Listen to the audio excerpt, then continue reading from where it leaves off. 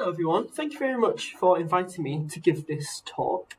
My name is Carl Bonner-Thompson and I'm a lecturer at the University of Brighton, where I lecture in human geography.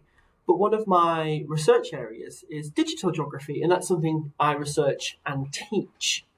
So I'm giving you this talk today to let you know what digital geographies are, what you might do with digital geographies if you choose to study human geography at university.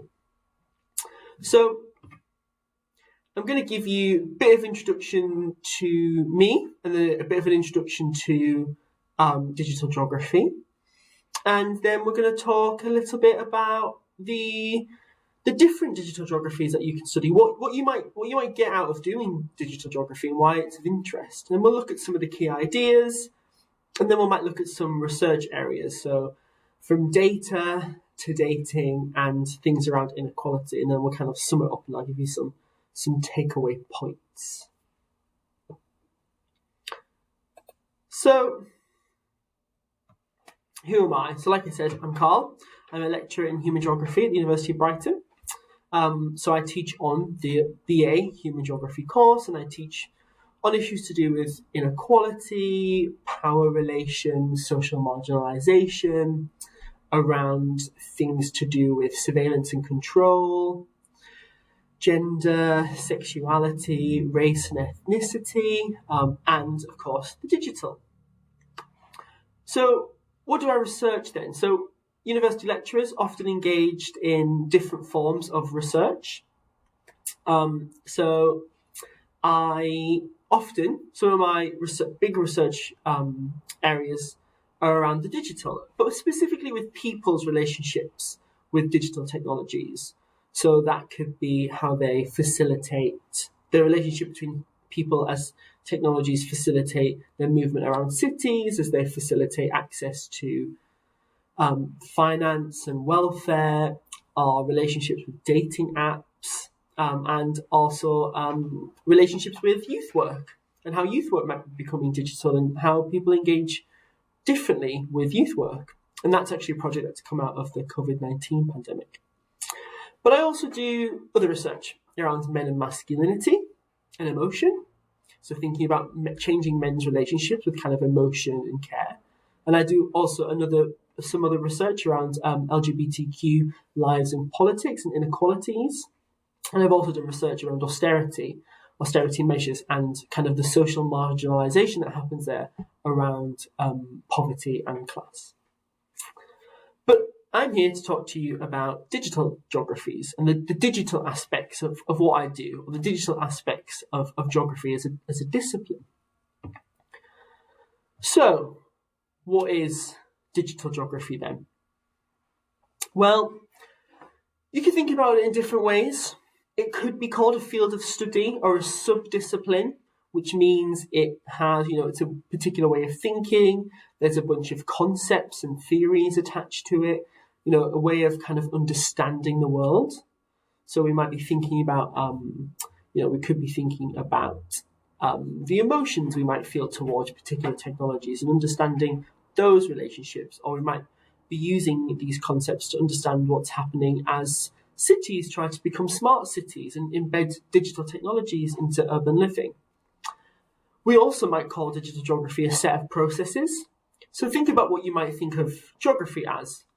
The movement of people, we might call that a geography, movement of people around the world, or a set of kind of physical processes, we might call that a geography. So as well, there's a digital geography. So think about what is it about how we relate to our phones or our social media apps, and how we might how our travel and transport around cities might be changed because of digital technologies, because of things like Google Maps. That those sets of processes are a digital geography. But then there's also things around GIS and mapping and digital mapping and cartography. So that's also another set of geographies. So we might talk about it in these three different ways. There also might be other ways. But I'm going to talk about it here more as kind of a field of study or a sub-discipline, and the different things that you might come across if you were to kind of do some reading around digital geography, or do some research on digital geography. So if you were to study the digital then, this is some of, but not all of, the things you might want to do research on, or the things that you might read about. So smart cities, like I mentioned, cities that are trying to embed technologies into urban living. Things to do with dating apps, porn, emotion, how we communicate with people, activism, big data, different online communities, gaming, new forms of surveillance, which we'll talk a little bit about in this little lecture, data privacy, finance and debt, how family and home might be changed. We might think about GIS, we might think about poverty, social media, and different forms of work and labour. We might add to that list education. How education and how we study and learn has changed so much over the past year with reliance on different technologies. And so these are all part of, these all could be part of digital geography. They all have a geography. They all happen somewhere. They all connect us to different people in some ways. But they're also part of this study. So what are some of the key issues that digital geographers are wanting to deal with? So one of the key issues, one of the key themes is about moving beyond the binary. So a binary is a way of thinking about opposite things. We might think about things to do with online and offline as kind of opposites. And actually what digital geographies are trying to do here is move beyond that binary thinking. So not thinking about the online and the offline as opposite, or not thinking about the virtual and the actual as opposite, not thinking about our online digital lives as being disembodied, and actually the lives that we have in our offline worlds are embodied. So we're trying to move beyond that thinking and move beyond that way of understanding, because digital technologies are so embedded in our lives. We can't think about them necessarily as separate, because they shape so much of our contemporary lives. Not only how we might, order a taxi, order an Uber, but also how we might feel about certain things, how we feel about our bodies, how we feel about ourselves. These social media platforms especially kind of regulate and manage emotions in certain ways. And we also have how we the data that's collected. What happens to that data? These are real issues that really shape our lives. So they can't really be thought of as separate. And that's something that digital geographers are kind of constantly dealing with, understanding why we might think of these things as separate when actually they're very interrelated. So I'm going to give you a quote here. It's very wordy, and we'll talk a little bit about it. And this is from someone called James Ash, and he says, "It is crucial to focus on the ongoing exchanges between human and non-human objects as key to understanding new forms of power in relation to digital interfaces." So those are words, I'm not sure how familiar you'll be with them, but human and non-human.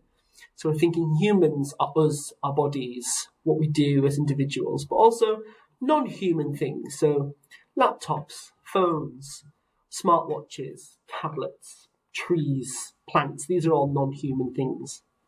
As you can imagine, anything that isn't human. And he's arguing there that we need to understand what's going on, these exchanges between us and our technologies. What's happening when we decide that a social media platform can have our data? What's happening when we decide what we want to upload? What's happening when we see something on an Instagram post, we see a place and we decide that we want to visit that place and take a similar picture? Or what happens if we're giving a tailored advertisement because of algorithms and we purchase that? What's happening there? Because he says these are quite key in understanding power. So when we're talking about power, we're talking about maybe inequalities, social marginalization, really key issues, which I'll talk a little bit more about later. So these are key to understanding that, and because they aren't separated from our everyday lives, we can't really pull them out of and think about them as outside of our lives. They're quite key in understanding how inequality and social marginalization might be being done in different ways, and we need to challenge that. So, some research then in digital geography, some research areas. I'm going to talk a bit about data and algorithms, dating apps, and inequalities. And each one of these themes comes from different research that I've done actually in and around digital geography. So data and algorithms then. Though you might have seen these conversations happen in the media, you might have watched the Netflix TV show The Social Dilemma, which talks about the ways that these tech companies and social media platforms, things like Google and Facebook, are collecting our data and have algorithms which show us tailored advertisements and which sell our data to particular corporations, or advertisers buy into using these platforms to advertise their products. And so some of the digital geographies work and some of the work on the digital that's emerged is exploring how or why these platforms are collecting our data and they build models. And what they do with those models over time, they might see how people with certain characteristics. So when we're talking characteristics, we're maybe thinking about gender, age, sexuality, the place that we live. So collecting those characteristics and seeing how that type of person behaves. And so they try to fit data into an arc, into a profile, and then predict what you're most likely to do. I don't know if you know this, you might already be aware, but I think there's somewhere on Google where you can see the assumptions that Google might have made about you based on kind of what you search or what you do on the data that it's collected. And then based on that, it tries to predict what you might do and what you might buy and where you might want to eat and where you might want to go next on your holiday based on what other people like you are doing.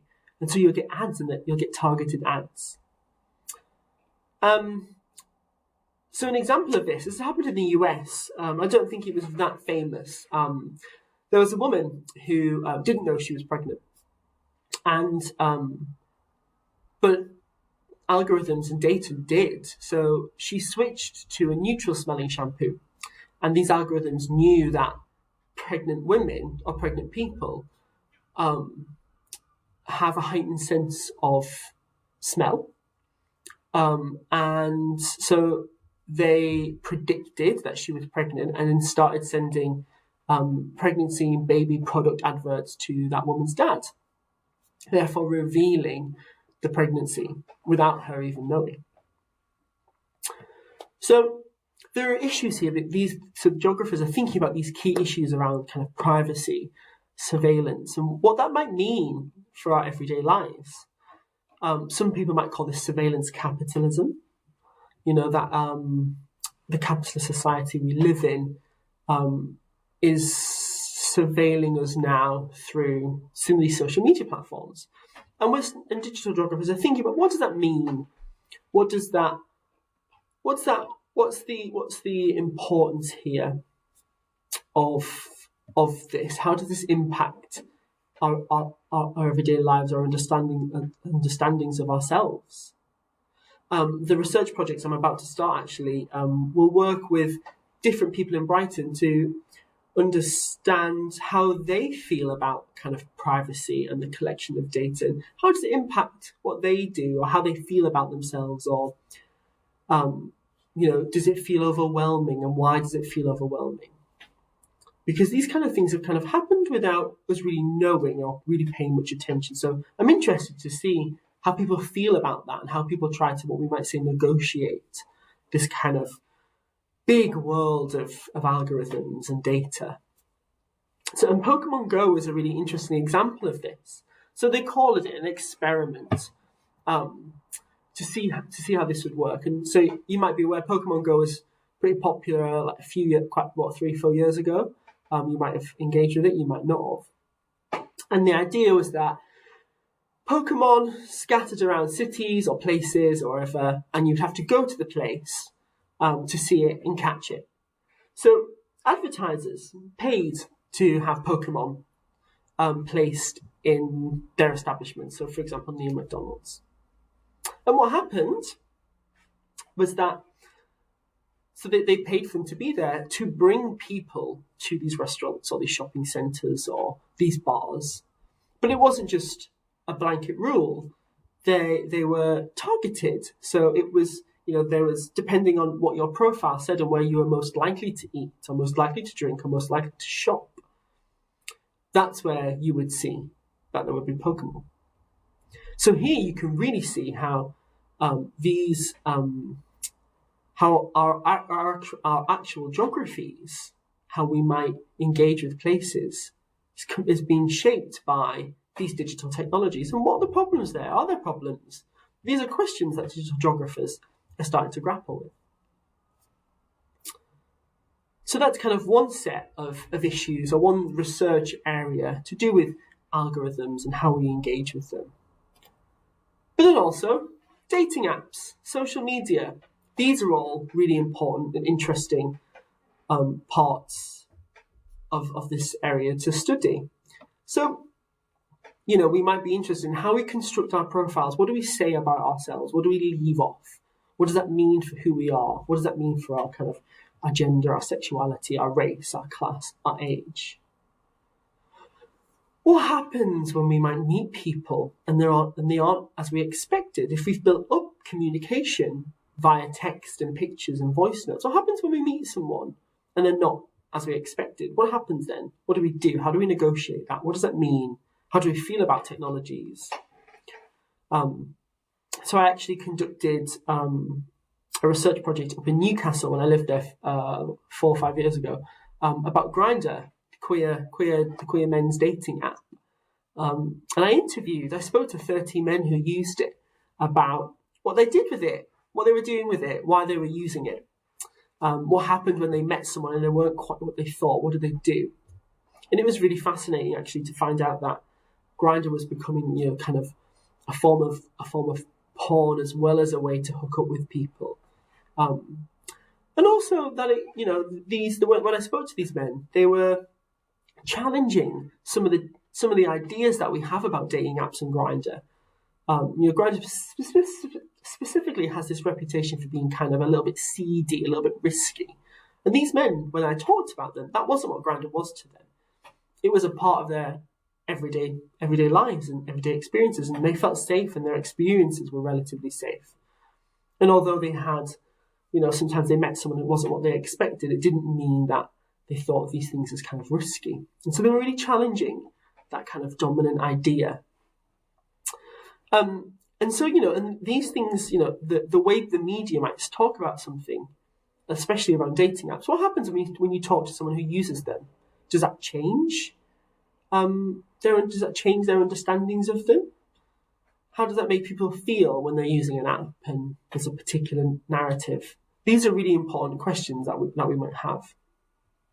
And of course, dating apps and social medias are, might be shifting how social relations play out, how we interact with one another, how we feel about one another, how our relationships might be being stretched across different times and different spaces, how we might maintain contact with families and friends that we in new and different ways. What does that do for kind of how we miss someone or how we maintain those relationships? These are all interesting questions that geographers are grappling with and thinking about the importance of these technologies to mediate our relationships. And that, I think that's become really apparent actually over the past year, being in lockdown and actually repurposing lots of different technologies for different things. And what creative methods have we done to keep in touch with people? Using Zoom for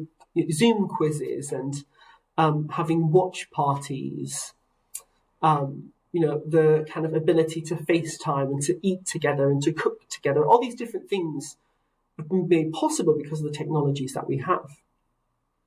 So, they're doing something or allowing us to do our everyday lives differently. These are really important questions that geographers are grappling with.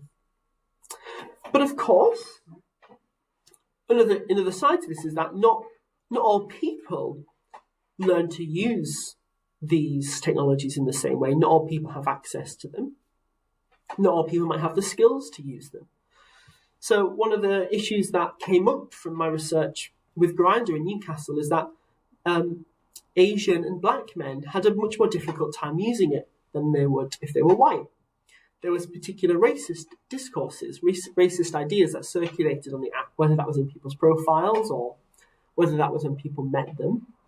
And some of these men tried to hide, their identities, their racial identities, in order to try and attract more attention and try to reveal that slowly through their pictures. And there's also, there could be issues around kind of how generational differences in how we learn to use technologies, but also around class and people who might live in certain impoverished situations, which is what I'm going to talk about next. And this idea of digital inequalities. So I've talked a little bit about that already, but what I want to pull out here is that our access, skills, and the contributions we might make to the internet and devices is not even. You might have really seen that in the media this year, or might have even been impacted by it yourself, about these digital inequalities over the past year when children and young people have had to be schooled at home but might not have access to a laptop or might not have access to a decent, stable internet connection. COVID-19 has really highlighted these deeply entrenched inequalities, but not only that there's existing inequalities, this moment that we're in, those existing inequalities further deepen educational inequalities that might already exist. So what's interesting here and what digital geographers have been thinking about is what inequalities are there already? So, what inequalities we might call it folded in. So what inequalities are there to do with class or race or gender? And then what new inequalities actually might come out as well? So there's inequalities that might get fed in and inequalities that might come out of our relationships with digital technology. So for example, like the COVID-19 one, people already didn't have equal access. And then when it was necessary, there was further inequalities because people then aren't able to access education and engage in education in the same way, creating new forms of inequality.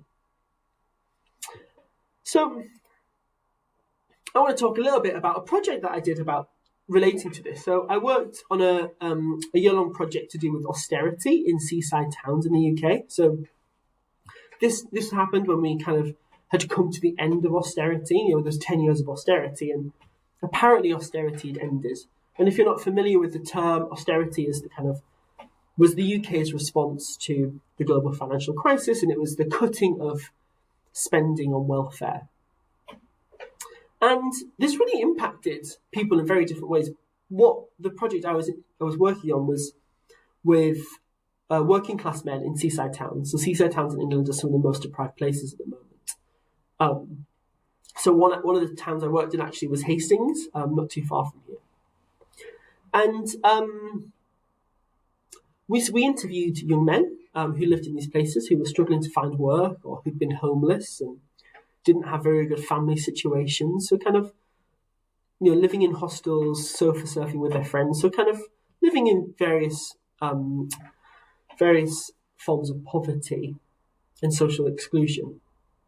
And one of the things that really kind of came out of this project was there are digital inequalities.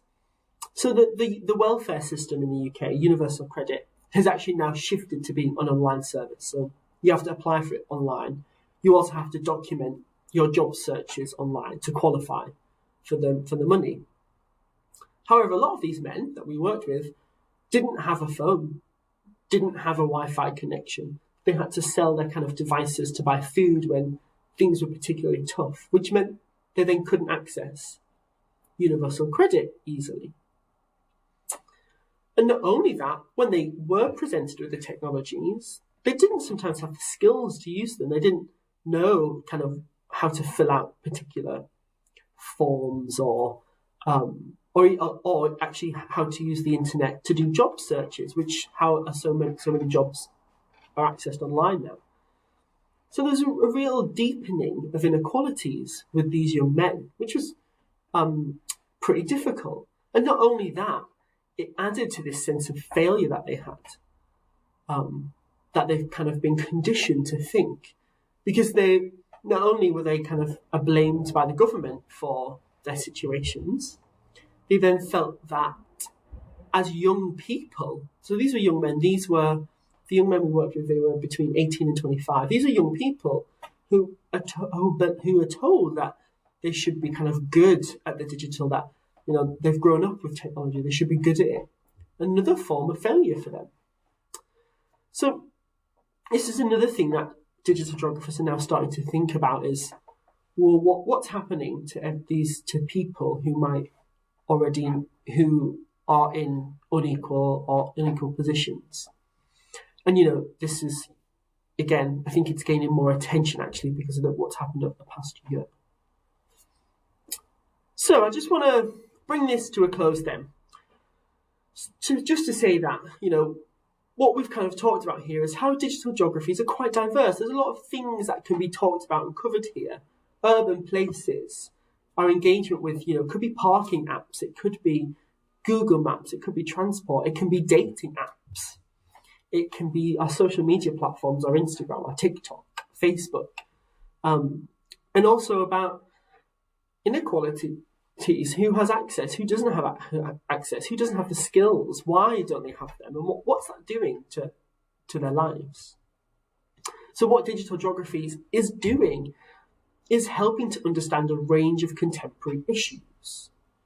So, like I said, we're trying to move beyond this idea that digital technologies are very separate from our lives. They're really embedded in our lives and actually produce a range of different issues that we need to understand. So if you were to study human geography, a human geography course that touched on these issues, these are some of the things that you might start to think about.